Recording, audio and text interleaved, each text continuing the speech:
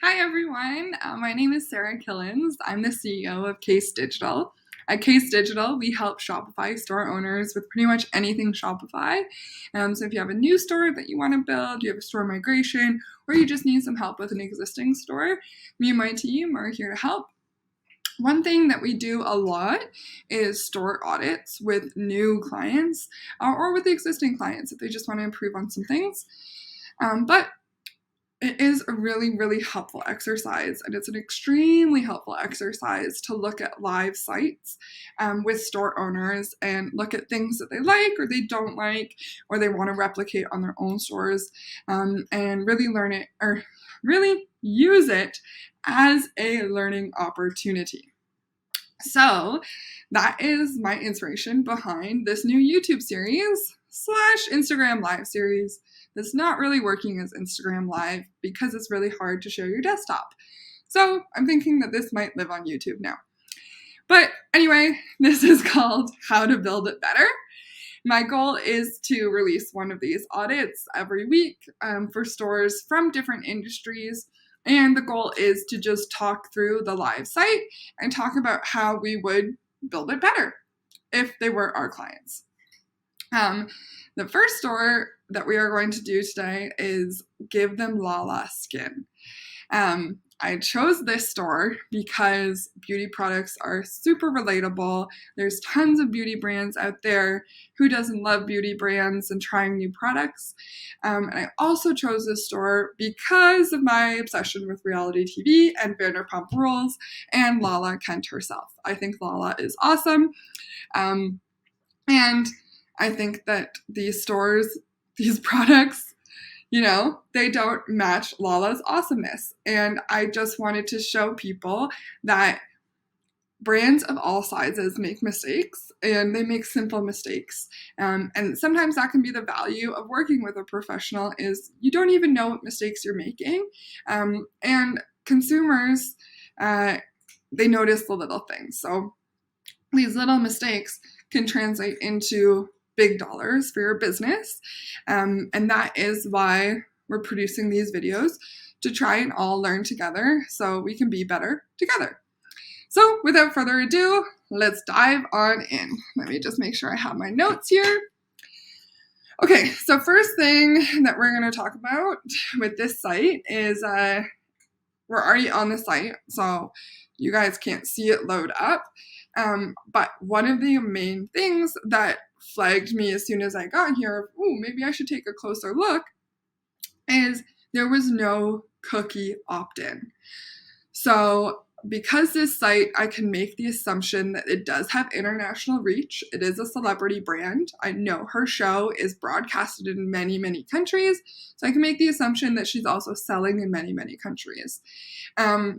Cookie opt-ins and data privacy in general are most important when you're selling to either the EU or California, because those regions have new privacy laws that are a lot more strict about how we need to protect consumer privacy and consumer data.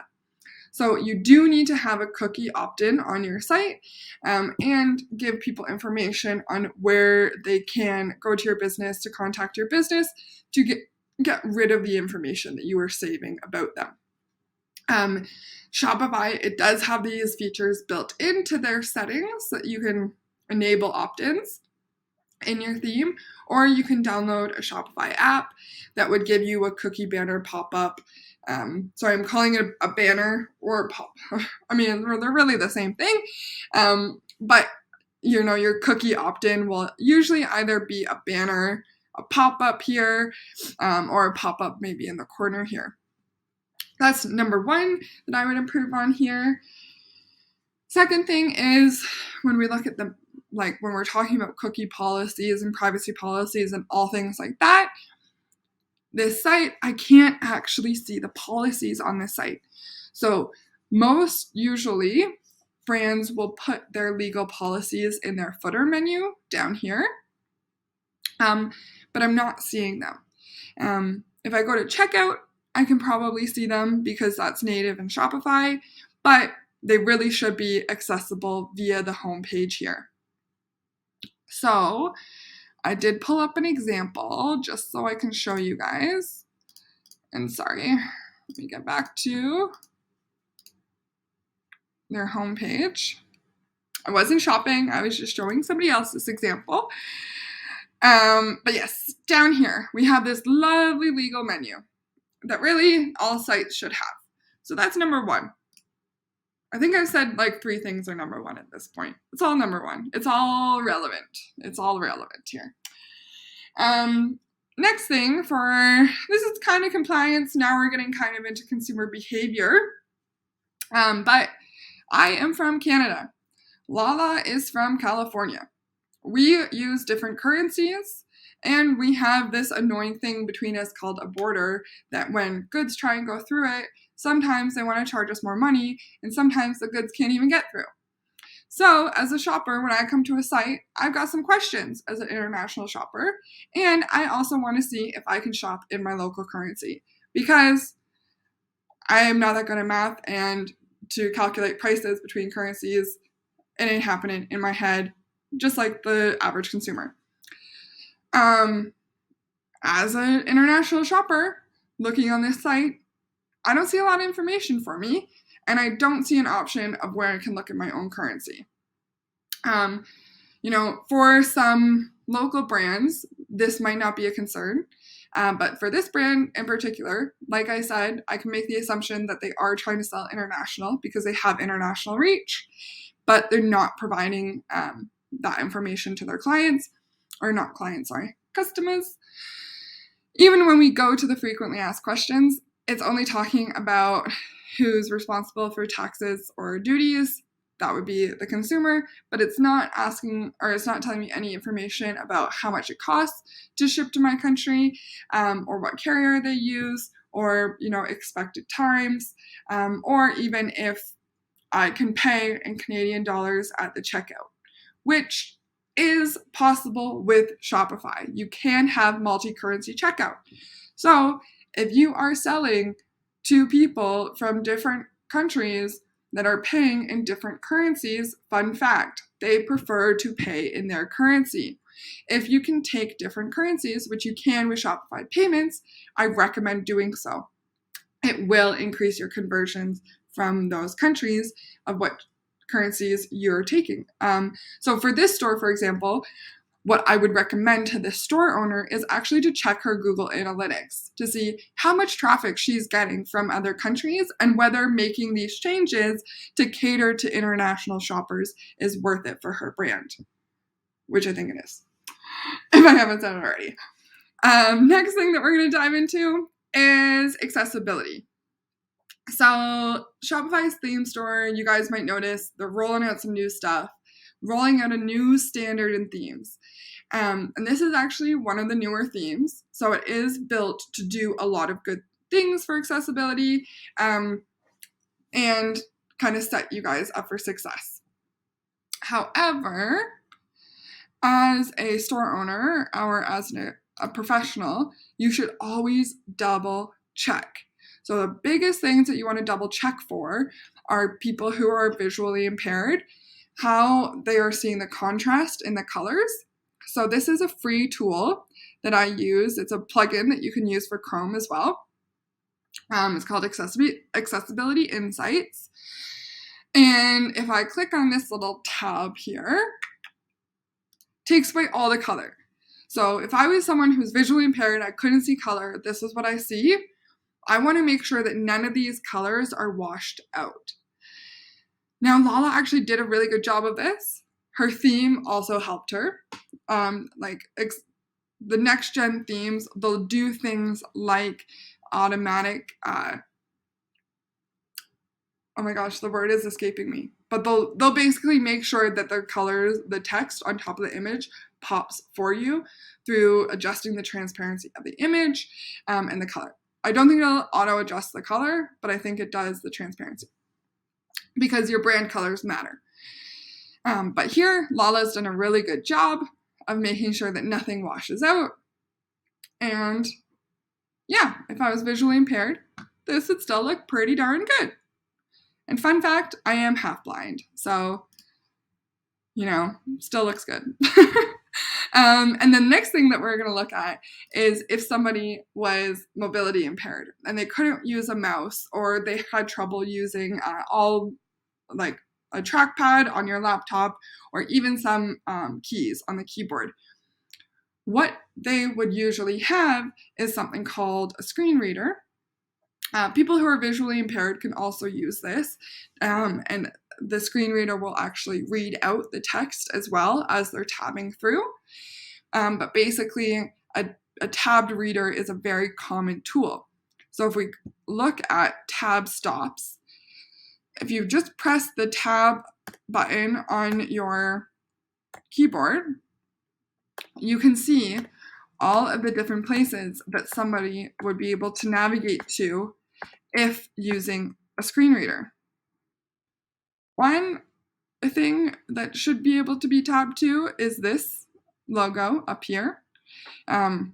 So you can also do home, but this is something that as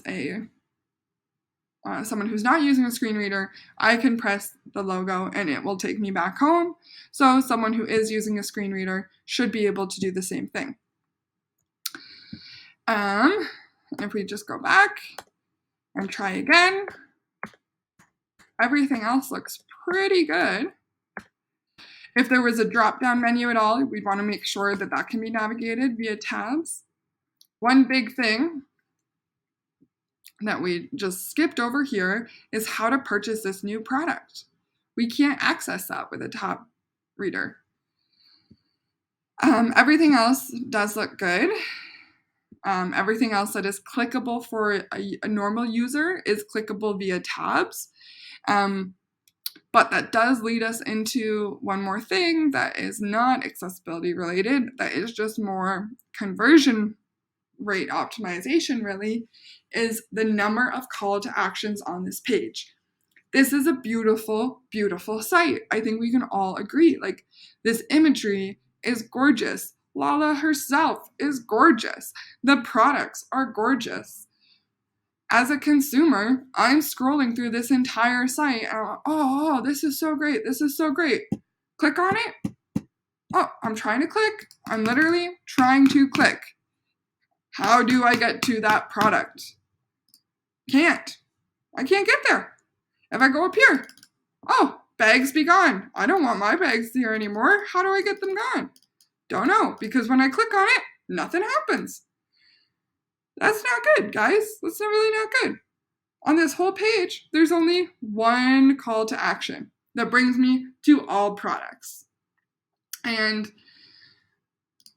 yeah, trying to be chill about it, but this is not what we want. Okay, we definitely want a call to action on the hero. We definitely want products individually purchasable on the home page. We definitely want all of this beautiful imagery to have call to actions around it. And we definitely want more examples of how to use the products and what problems these products are solving for the customers that are buying them. When we go back to our examples, or even, one tool that I didn't show you guys yet is this Shop Inspector. So this is another Chrome plugin that you can download for free. And any shop that's using Shopify, it will automatically read the code. And if it is a theme that is published in the theme store, it will show you what theme it is. And if it recognizes any of the apps that the store is using, it will also show you that. So using this tool, I was able to see, okay, they're using Capital Theme. I go over to Capital Theme in the theme store, in the Shopify theme store, ad lib there. If anybody doesn't know what a Shopify theme is, they're basically just website templates for Shopify. So this is what this site could look like. It could have a call to action right in the banner. I mean, when we look at, this is obviously a photo that is probably used in marketing materials across their different channels that they've just put up here, and it looks like it has a button on it, but it doesn't really have a button on it. They could easily edit this out, take this button away from the graphic, use the same graphic, and then just add the call to action that's already in their theme. So it takes no development. They don't need a partner to do this. They don't need nothing to do this except go in their Shopify dashboard, hit customize theme, and add that button. They can also add the products to their homepage. Like, this is all stuff that's built into the theme. These are also clickable collections. These are clickable images that are already built into the template that they're using. This is another really cool feature that's built into this theme that I thought of a use case for this specific brand. Based off of the example that we looked at. Where'd it go? We go to Kylie Skin over here. She's done this really well. Of everything in her top menu is shoppable links. This is key. Everything in her top menu is shoppable links. And she breaks down how people can use the products. So we have basic menu here. Then we got a popular menu here. We got how you can purchase things together here. And then we've broken it down to how people use the products based on what problems they're solving or what they're doing with it in their life. So Lala can do the exact same thing with her products, and the function is already built into her theme. She can put this on her homepage right now. Shop by your concern. And people can, like, whatever their concern is, if it's dry, if, too oily, that is already built into the template that she's using. She needs no custom development to do something like that. So yeah, definitely as store owners, make sure that you are using all of the features in your theme, because really theme developers, they do a lot of research behind what are best practices for conversion optimization and for what consumers are looking for. So yeah, put that theme to good use, girl. Other things that we want to look at are SEO. So, sorry, I have a list over here, guys, and I just want to go in an order that makes the most sense. And before we go into product pages and the checkout flow and all of that, I want to make sure that we're just looking at everything to do with site health. SEO is obviously a big one for getting that organic traffic to your site. Because this is a celebrity site, this is actually an incredible example to look at, because we can see things that they're really strong on and how it's contributing to their strength. And then we can also see some basic things that they're not quite hitting the ball on, but are really simple fixes for all Shopify store owners. So the first one kind of relates back to web accessibility, and that is image alt text. So every image that you are putting on your site, you have a responsibility as a web developer. Yes, business owners using Shopify, you also put web developer on your CV because y'all are doing it. If you upload a photo to Shopify anywhere in the platform, whether it's in your theme or if it's on a product, Shopify gives you the option to add image alt text. Do that. Do the alt text, okay? What the alt text does is, if somebody is visually impaired and they can't see that image, the alt text will explain to them what the image is. Another use case for image alt text is slow internet or slow browsers.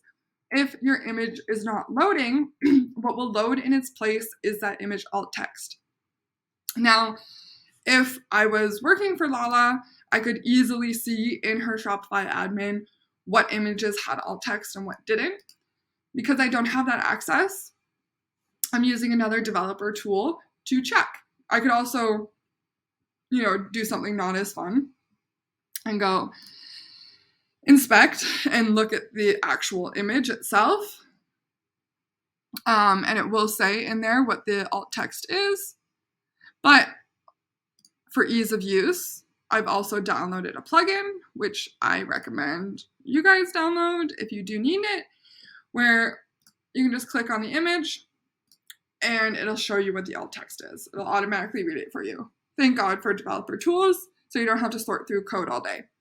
But no alt text here. No alt text across any of the images that I checked on this site. which is a really simple fix, and Google will like her a lot when she does that. Another basic thing, my mouse is bugging out. Let me just, what is going on here? Usually when this goes on, it's because like my cat is playing with the mouse, but I have my other mouse here. So let me just turn that off. Oh my goodness, it is bugging out. I wonder if it's because of the plugin or just a, okay. Oh.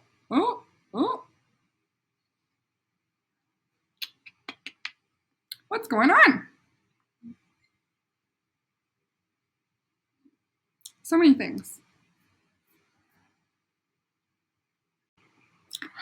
Okay, and we're back. And no more technical difficulties. It was 100% my cat sleeping on my keyboard that does not have a wire on it and that I forgot to turn off. So yeah, that is, a tech expert making a very stupid error herself. So yeah, business owners, as I'm going through stores and you might be kicking yourself thinking, oh, that's so simple. We definitely all make mistakes. So don't hate on yourself. And you know what, now because I blame the cat, I have to show you guys the cat to let you know that he is legit and he does get into a lot of trouble. Come here, buddy. Say hi. Did you have a good nap on the keyboard? All right, back to Lala's beauty. Or Lala Skin. All right. So we just finished talking about image alt text and the tool that you can use to look for image alt text if it's not your site. Now we're going to talk about page titles. So page titles can also be edited within Shopify. Every page that you create, you can edit the individual page title and the meta description for that page. And again, if I had access to her admin, I could easily see this, but I don't, so I'm going to creep it, and I'm going to use a really cool thing called Google Foo. So Google Foo, a lot of the information on Google is, like, you're really only accessing about 1% of it. Google has a really creative way of indexing things to show the average searcher what they're looking for when so much exists online. So there are different tools on Google that you can use to kind of filter your search results, and this is one of them. So by using this filter, site, and then the URL that I'm looking for, Google will only show me the pages in that specific URL. So I've done that with Give Them Lala Skin, and it's showing me all of the pages on that site with that page title and the page meta description. So in the page titles, I can see that they're not really uniform. Some of them are using, like, this looks to me like the site name, like when they started Shopify, and that is what it will auto put into the page title there. So really what that should say is like, vegan, sulfate-free skincare by Give Them Lala Skin. What that's doing is it's also putting keywords that your users are searching for right in the page title. So you want those in the page title because that's exactly what Google's going to look for. What Google's going to crawl first are those page titles to match the searcher's intent. If we go look at a site like Miss Kylie's, we can see that she has followed these best practices, where all of the page titles, they are all uniform, they're plain text, and this isn't showing her homepage. So let me just do that, and we can see how she's also used her keywords in her homepage URL, just as I suggested as a best practice there. And Another thing with SEO, now that we're looking at direct comparison of Kylie's site versus Lala's site, is there's a link checker tool here called Moz. This is another free tool. This is a free account that I'm using. But by checking the root domain here, there's a few things that I'm looking for.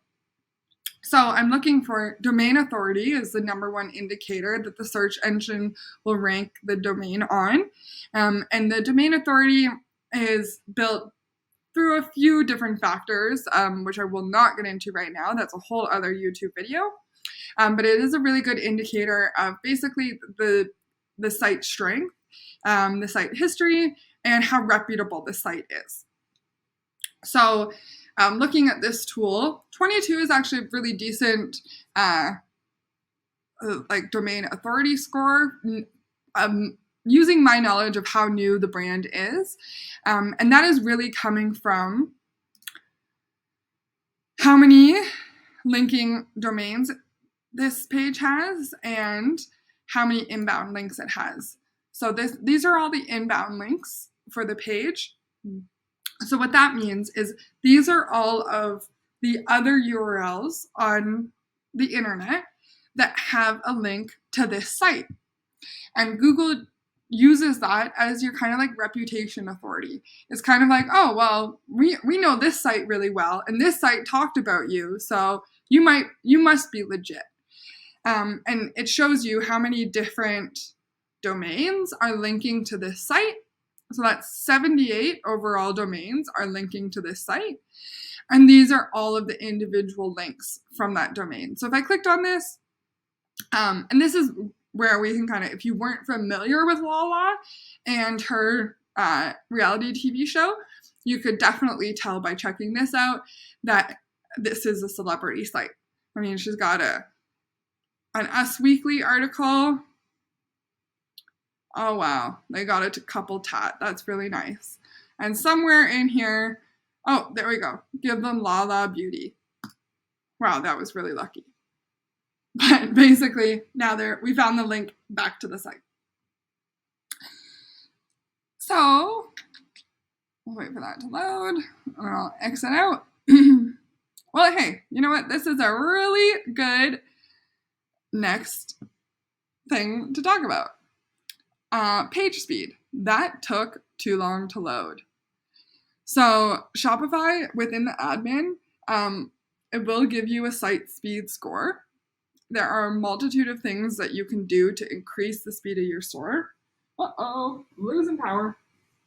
But as a partner, I mean, I can't really, there are some things that I can look at to try and suggest how to increase the speed of the store, but really without getting in there and seeing how it's built, and seeing like what is there that's excess that we can get rid of, and what we can do. It is hard to identify what the issues are because Shopify sites are built very uniquely.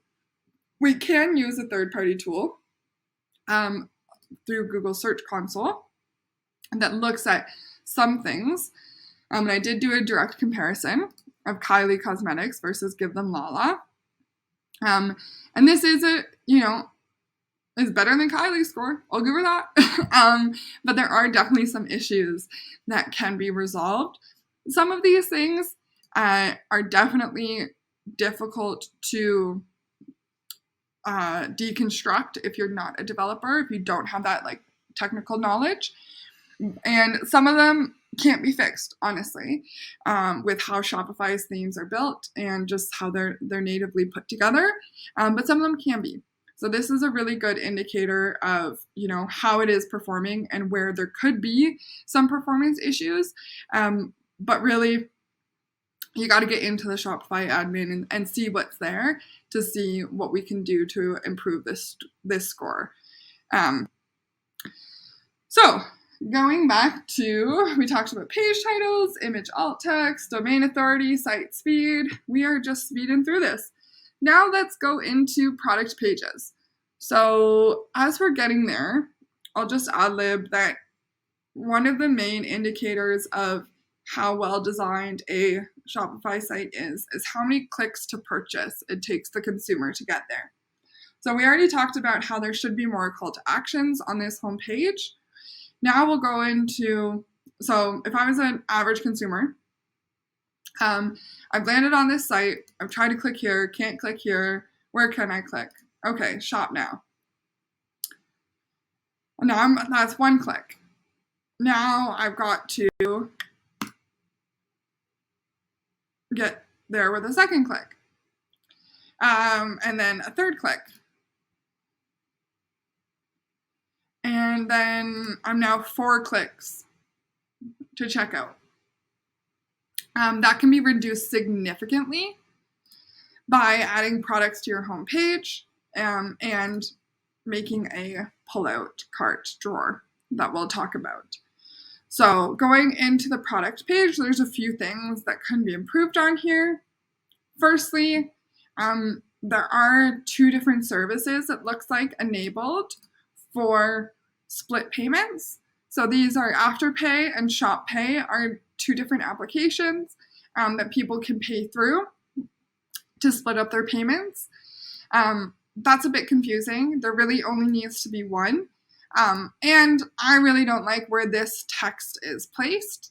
It really should be below the price here. So whatever one she disables, the text should be below the price. So it's not taking away from the product description at all. As well, in the product descriptions, what we see with a lot of health and beauty brands are these broken up a bit more into tabs because there is so much information here. If we go back to our example site, on this product page, we can see exactly what I mean by tabs here. So this creates more interaction with the product content, and it also doesn't allow for any visual pollution or anything to take your eye away from how gorgeous the products are. If we look here, there's a lot going on over here that's quite messy. That my eye, it doesn't automatically go to these photos because I'm scrolling too much in this product description. So we really want to clean this up and give it a bit more design consistency. Other things that can be done is, big thing on here is I know I clicked into the one product that has 2 reviews. I mean, this isn't good. This isn't good. Okay, well, let's just skip over that. Go back to products. So if we go to all I clicked on all collections, and there's only 2 collections, and they seem to have the same products in them. It's not what we want. So we'll just go to all products here, and only one product has reviews on it. And if I go to my little Shopify inspector, I can see that they have downloaded the product reviews app by Shopify. That's the most basic one that Shopify App Store has. I would recommend using another product reviews app like Fera.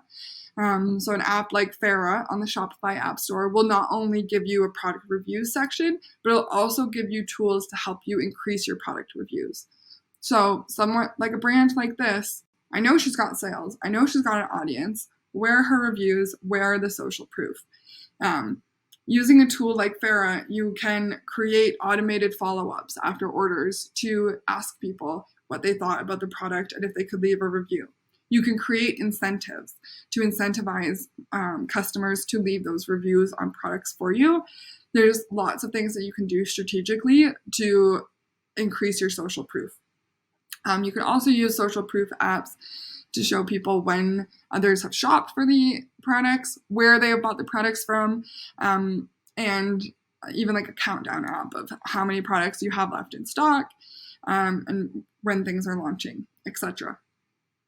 That's another thing that now it's a bit too late, is I did this one day after Them Lala launched this toner, but they did nothing for their pre-launch. So they were building no wait list. They weren't talking about the product on the site at all. They were talking about their product on the social media, but it wasn't on the site. And that's not giving them a list to launch to. That's more sales tactics than on-page conversion tactics, but it is something that was missing on the page before this. If I was a shopper who was just coming to the site repeatedly and I wasn't looking at their social media, this would be brand new to me. It would be a brand new surprise, which I wasn't prepared for. I wasn't prepared to shop it, right? If I was prepared to shop it, if I was looking forward to it, it would really increase the percentage of conversion of me actually buying that product. So that being said, I think the last thing, there's some aesthetic things that I could go into that are kind of like I was going to stay away from because they're not super best practice. Like it's up to I guess the personal opinion, and you can't really prove these things without actually A/B testing for specific brands. But there are some things that I've noticed aesthetically on the site that could be improved to match the brand's actual branding and just give it a bit more personalization. For example, the text on the theme, or the font on the theme, is the same font that is standard on the theme.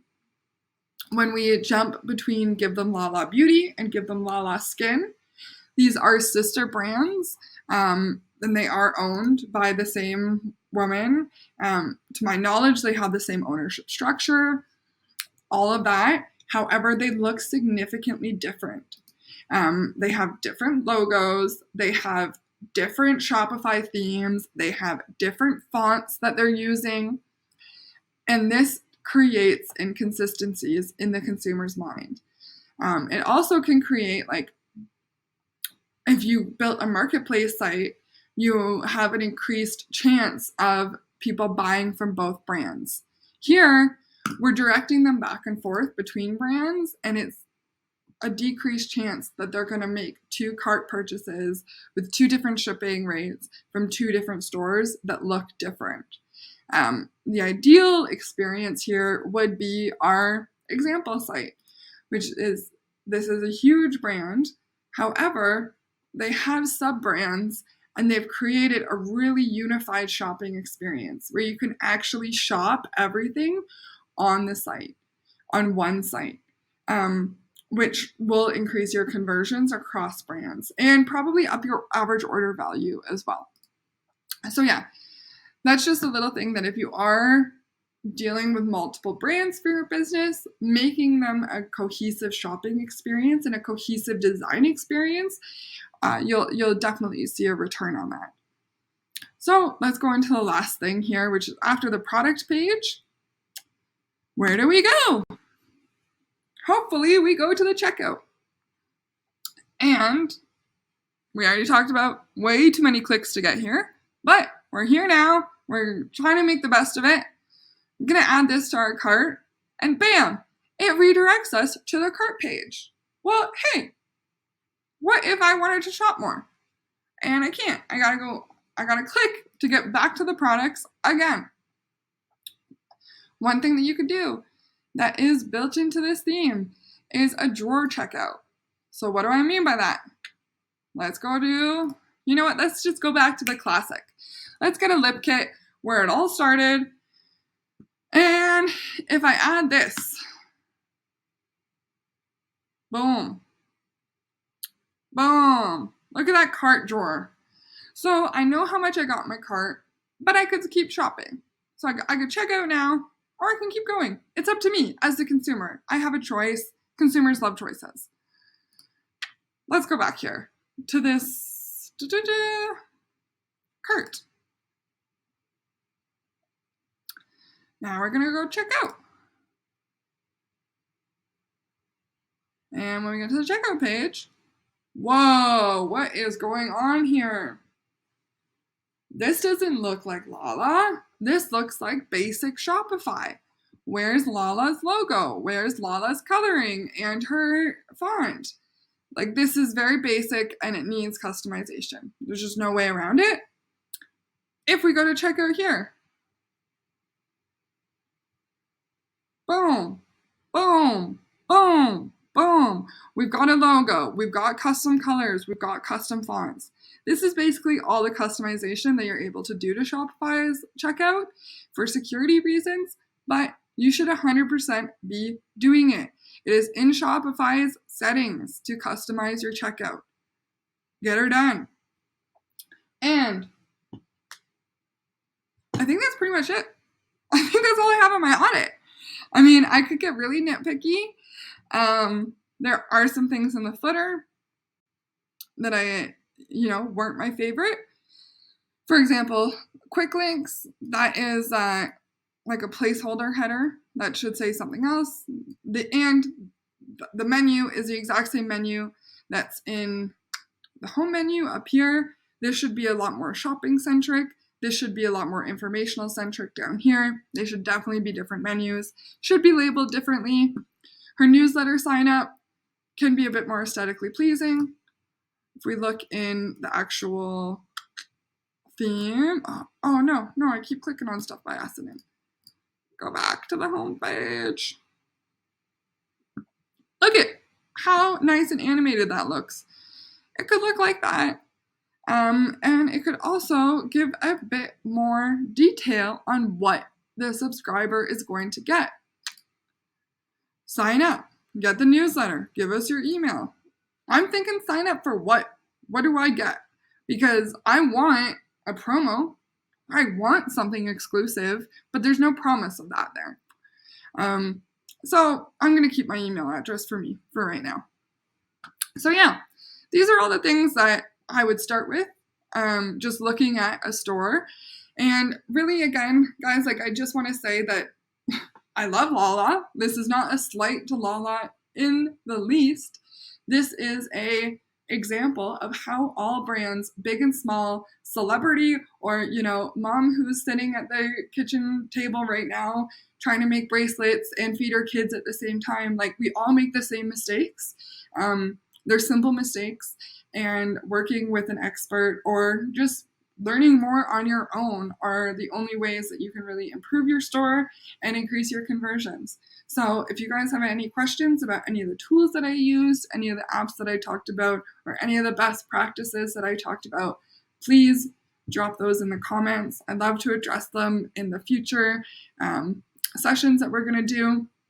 It is my goal to review one site a week from different industries, and I will always have kind of what I had today of a site that could be improved, and then a site who is doing those things really well to show you guys as examples. So yeah, I hope you liked it. I hope you learned something, and I hope you can apply some of these lessons to your own store so you can grow. And yeah, thanks so much for tuning in. See you next time.